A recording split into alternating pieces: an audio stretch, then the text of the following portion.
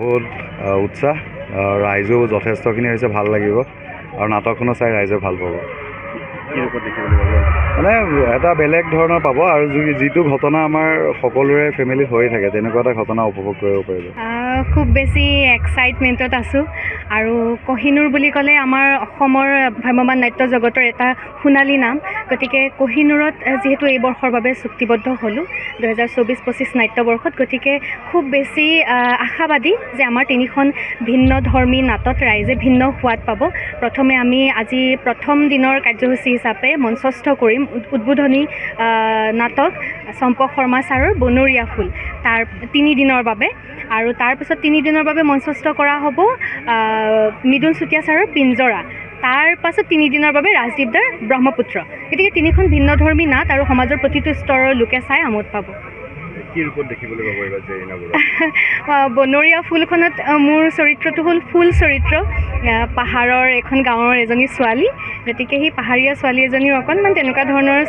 চৰিত্ৰ এটা দেখিবলৈ পাব আৰু খুব বেছি ভাল লগা মৰম লগা এটা চৰিত্ৰ আৰু পিঞ্জৰাখনত এটা অগতানুগতিক চৰিত্ৰ যিটো চৰিত্ৰ কৰিবৰ বাবে মই প্ৰথমে নিজে অকণমান হৈছিলে যে সুবাসনা নামৰ এটি শাৰীৰিকভাৱে অক্ষম এগৰাকী ছোৱালীৰ চৰিত্ৰ গতিকে সেইটো চৰিত্ৰ কৰিবলৈ যাওঁতে অকণমান চেলেঞ্জিং হৈছে কিন্তু মৃদুল চুতীয়া ছাৰকে প্ৰমুখ কৰি তপন দা তেওঁলোকে ইমান সাহস দিছে আগবঢ়াই লৈ গৈছে গতিকে চৰিত্ৰটো কৰি খুব বেছি ভাল লাগিছে আৰু অসমৰ ৰাইজে বেলেগ ধৰণৰ এটা সোৱাদ পাব পিঞ্জৰাখনত অনুভৱ মানে প্ৰথম দিনা আচলতে যিমান বছৰে নহওক আপোনাৰ থিয়েটাৰত প্ৰথম দিনা নাৰ্ভাছনেছটো থাকে এটা ভয় থাকে নাজানো কেনেকুৱা কৰিব পাৰিম দৰ্শকে ল'বনে নল'ব আৰু এইখন আমাৰ বনৰীয়া ফুলখন ফুল্লি ডাইলগ বেছ নাটক গতিকে সম্পূৰ্ণ আমি এটা ইনভলভ হৈ থাকিবই লাগিব সেইকাৰণে প্ৰথমে ভয়টো আছেই এতিয়াও চাগে আপোনাৰ মোৰ মুখতো ফুটি উঠিছে তাৰপাছতো মই এটাই বিচাৰিছোঁ দৰ্শকৰ আশীৰ্বাদ মৰম আপোনালোকৰ আশীৰ্বাদে আমাক সেই সাহসখিনি দিব আপোনালোকৰ ওচৰত আমি সুন্দৰকৈ নাটখন মঞ্চস্থ কৰাত সেয়াই বিচাৰিছোঁ আৰু বনৰীয়া ফুলত মোৰ কেৰেক্টাৰটো অকণমান নেগেটিভ ৰূপত দেখিব মোক গালি দিব আচলতে দৰ্শকে একো নাই বাৰু গালি খালে মই ছাকচেছ এখন নাটকত কাৰণ মোৰ সম্পূৰ্ণ নেগেটিভ ৰ'ল এইখনত বাকী দুখনত পজিটিভ বাকী দুখনত বেলেগ সম্পূৰ্ণ তিনিখন নাটকতে বেলেগ বেলেগ ৰূপত দেখিব মোক ডাইলগ অ'কে এইখনৰে দি দিছোঁ য়েছ আই এম ব্লেক ক'লা মই মোৰ ৰং আন্ধাৰৰ দৰে ক'লা গুম সাপৰ দৰে ক'লা মই গুম এনেকুৱা টাইপ আৰু ভাল লাগিছে পাঠশালাত নাটক বুলি ক'লে এতিয়া নাটকৰ জোৱাৰ উঠি আছে চাৰিওফালে নাটকেই নাটক তাৰ মাজত আজি কহিনুৰৰ শুভ উদ্বোধন আৰু মোৰো ভাল লাগিছে কি মোৰ নাটকখনেৰে আজি ইয়াত উদ্বোধন হ'ব বনৰীয়া ফুল এখন সম্পূৰ্ণ পাৰিবাৰিক ধৰ্মী নাটক সপৰিয়ালে সুন্দৰকৈ বহি চাব পৰা এখন নাটক আৰু মই মাজতে আহি ৰিহাৰ্চেল চাওঁতে মই যিখিনি বুজি পাইছোঁ টিমৱৰ্কটো খুবেই ভাল হৈছে আৰু খুব ভাল পাৰফৰ্মেঞ্চ তেওঁলোকে দিব পাৰিছে আৰু তপনৰ ওপৰত এটা মোৰ বিশ্বাস আছে যে প্ৰডাকশ্যনৰ ক্ষেত্ৰত কোনোদিনে পিছ হুহুকি নাযায় নাটকে যিটো ডিমাণ্ড কৰে দিবলৈ 100% চেষ্টা কৰে আৰু সেই ফালৰ পৰা মই আজি এতিয়া নাট আৰম্ভ হোৱাৰ আগতে আপোনালোকৰ আগত জনাওঁ যে বনৰীয়া ফুল দৰ্শকে চাই বেয়া পাব নালাগে মৌলিক নাটক এখন সম্পূৰ্ণ পাৰিবাৰিক নাটক আৰু ঘৰুৱা সংঘাত এটা নিম্ন মধ্যবিত্ত পৰিয়ালৰ কাহিনী আৰু কিছুমান ক্ষেত্ৰত প্ৰত্যেকজন অডিয়েঞ্চে নিজেই ফিল কৰিব যে নাটকখনৰ মাজত আমিও সোমাই আছোঁ নেকি মই লিখি থাকোঁতে সেইটো অনুভৱ মোৰ হৈছিল সেইফালৰ পৰাহে ক'ব পাৰিছোঁ বাকী ভগৱানৰ ওপৰত এৰি দিছোঁ আজি দৰ্শকে চাই প্ৰথম ৰিমাৰ্কটো কি দিয়ে আৰু ভাল বুলি ক'লে থিয়েটাৰখনৰ কাৰণে ভাল ইয়াৰ পৰা আৰম্ভ হ'ব এই বছৰৰ যাত্ৰা গতিকে যাত্ৰাটো ভাল হ'লে অসমবাসীৰ মাজত জনপ্ৰিয়তা যদি এটা স্থান দখল কৰিব পাৰে থিয়েটাৰখনৰো এটা সুনাম হয় আৰু থিয়েটাৰৰ লগত জড়িত মানুহখিনিৰো কষ্টখিনি সাৰ্থক হয় তেওঁলোকৰ ওপৰতো বহুত ডিপেণ্ড কৰে মই এইখিনিতে এটাই ক'ম অসমবাসীয়ে চাওক কহিনুৰৰ নাটক মোৰ বনৰীয়া ফুলখন চাওক নিৰাশ হ'ব নালাগে সপৰিয়ালে ঘৰৰ আটাই লগ লাগি একেলগে বহি চাব পৰা এখন নাটক ইয়াৰ মাজতে কিছুমান মেছেজ মই দিবলৈ চেষ্টা কৰিছোঁ মই এতিয়াই নকওঁ, দৰ্শকে চাই নিজে গম পাম। 49 ইয়াৰ্ছৰ আজি প্ৰথম আৰম্ভণি। এক্সপেক্টেশ্যন খুব বহুত আছে।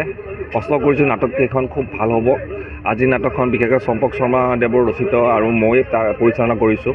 খুব ভাল ড্ৰামা আৰু আগন্তুক সময় আৰু 2খন ড্ৰামা আছে, মৃদুল চুতীয়াৰ পিঞ্জৰা আৰু অভিজিৎ ভট্টাচাৰ্যৰ নাটকখন চেঞ্জ হৈ আপোনালোকে গমেই পাইছে। ৰাজদীপ ডাঙৰীয়াই তেখেত লিখিছে, তেখেতৰ এই ব্ৰহ্মপুত্ৰ নামেৰে এখন নাটক আছে। এই 2খন নাটক আকৌ পাঠশালাবাসী ৰাইজে চাব পাৰিব 2 দিন 3 দিনৰ পিছত। বাকী গোটেই বছৰটোৰ কাৰণে 3খন নাটক খুব সোনকালকৈ ওলাই লৈছোঁ আৰু অসমবাসীৰ ৰাইজে 3খন নাটকে আঁকোৱালি ল'ব বুলি আশা ৰাখিছোঁ। যিহেতু নাটখন চেঞ্জ কৰিব লগা হ'ল, এটা পৰিৱেশৰ সৃষ্টি হ'ল, গোটেই বিষয়টোক লৈ যথেষ্ট বিতৰ্ক হৈছিলে, প্ৰযোজক যথেষ্ট অসুবিধাত পৰিছিলে আপুনি বা কেনেধৰণৰ আছিলে? অসুবিধাত পৰিছিলে মানে শ্বৰ্ট পিৰিয়ড কিছুমান সময়ৰ লগত আমি প্ৰত্যেকখন নাটকৰ এটা টাইম বাইণ্ডিং এটা কৰি ৰাখোঁ যে এইখিনি সময়ত এইখন নাটক পালে আমাৰ গোটেই সময়খিনি মিলি যাব। সেই সময়টো উকলি গ'ল। তাৰ পিছতো মই আকৌ এনে এটা কিছু সময় ৰখিলোঁ, কিন্তু আল্টিমেটলি এটা সময়লৈকে মই থিয়েটাৰ মোৰ আৰম্ভণি 26 তাৰিখ। আজিৰ পৰা এসপ্তাহমান আগতে এই ডিচিশ্যনটো লোৱা হৈছে। কিন্তু এসপ্তাহ আগতে এনেকুৱা এটা বৃহৎ ডিচিশ্যন লোৱাৰ ভিতৰত নিশ্চয় এটা সেই অসুবিধা এটা আছিল কাৰণতে এনেকুৱা ডিচিশ্যন ল'ব লগা হ'ল। আৰু যি কি নহওক বাৰু, এতিয়া মোৰ স্ক্ৰিপ্ট হৈ গ'ল, মোৰ মিউজিক কমপ্লিট হৈ গ'ল, মোৰ ছেটিংছৰ কামখিনি অলমষ্ট 40% কমপ্লিট হৈ গৈছে আৰু নেক্সট নাটকখনে মষ্ট প্ৰবলি ব্ৰহ্মপুত্ৰত দিব পৰাকৈ মই ৰেডি হৈ যাম। আজি আমাৰ 49তম বৰ্ষৰ শুভাৰম্ভৰ আজি নাট্যযাত্ৰাৰ প্ৰাক মুহূৰ্তত তোমালোকৰ সকলোকে শুভেচ্ছা জনাইছোঁ আৰু তোমালোকে শুভেচ্ছা দিবলৈ অহাৰ বাবে তোমালোকক ধন্যবাদ। এই মুহূৰ্তত অকণ মনটো উগুল থুগুলটো লগাটো স্বাভাৱিক কথা। আৰু আজি নাটখন চম্পকদাৰ মানে চম্পক শৰ্মাৰ, তেখেতৰ বনৰীয়া অত্যন্ত এখন সামাজিক নাটক, ঘৰুৱা ফেমিলিৰ নাটক। আৰু যিটো এই নাটখনৰ কাহিনীটো তাৰমানে আমাৰ প্ৰত্যেক মানে মধ্যবিত্ত মানুহৰ হৃদয় চুই যাব নাটকখনে।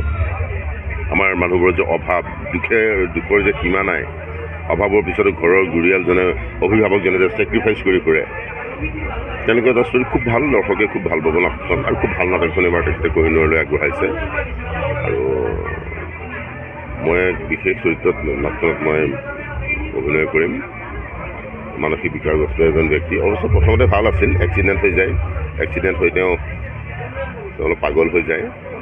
ঘৰৰ মানুহে তেখেত ঢুকাল বুলি ভাবি তেওঁ মানে অন্ত্যেষ্টিক্ৰিয়া কৰাৰ কথা ভাবে। তেওঁ শ্ৰাদ্ধ পাতে। তাৰপিছত অৱশ্যে তাতো এটা কথা আছে, ইঞ্চুৰেঞ্চৰ টকাখিনিৰ কাৰণে শ্ৰাদ্ধ পাতে, কিন্তু লাষ্ট টাইমত দেউতাকে আহি ওলাই আহি ঘৰত। খুব ভাল কাহিনী, ভাল হ'ব আৰু ভাল পাব, দৰ্শকে ভাল পাব। যিকোনো খবৰৰ বাবে যোগাযোগ কৰক 7090173330 অথবা 70901790 নম্বৰত।